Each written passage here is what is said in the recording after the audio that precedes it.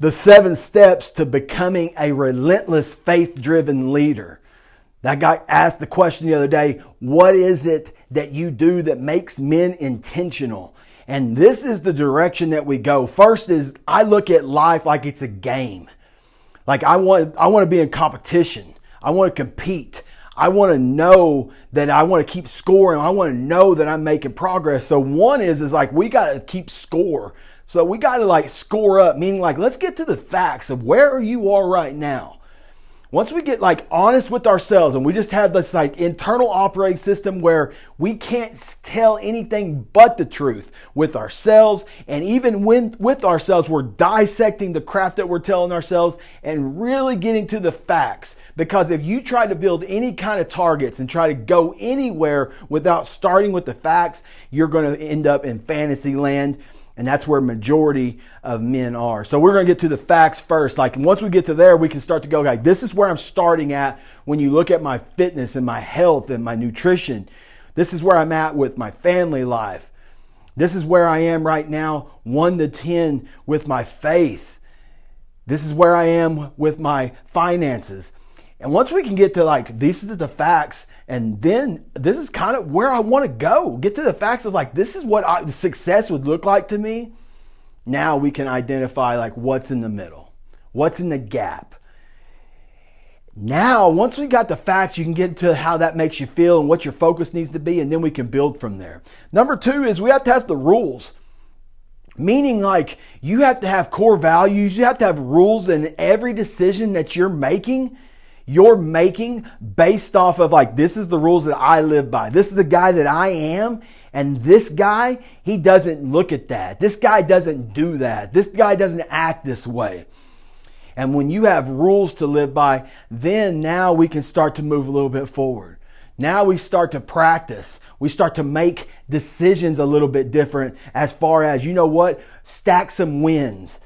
Build some self-respect, build some self-confidence by putting practice in of being the guy that you want to become. Start practicing being that guy.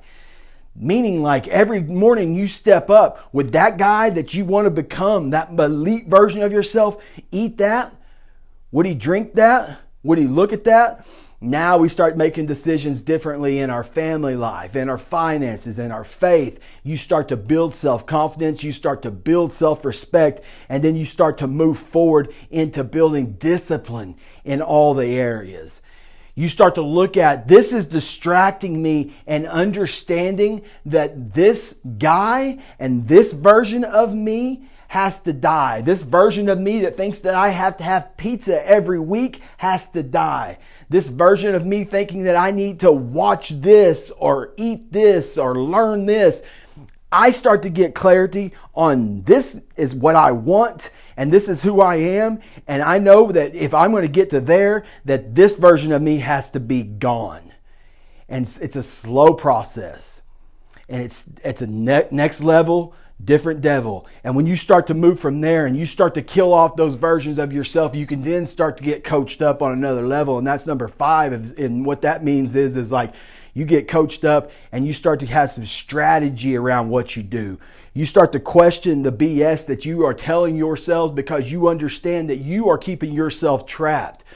You start to listen and meditate a little bit more with strategy and prayer, and you go into it with trying to listen instead of always talking and building your own plan. You can listen. You can start to then build your God-given talents going towards the mission that God's calling you to create.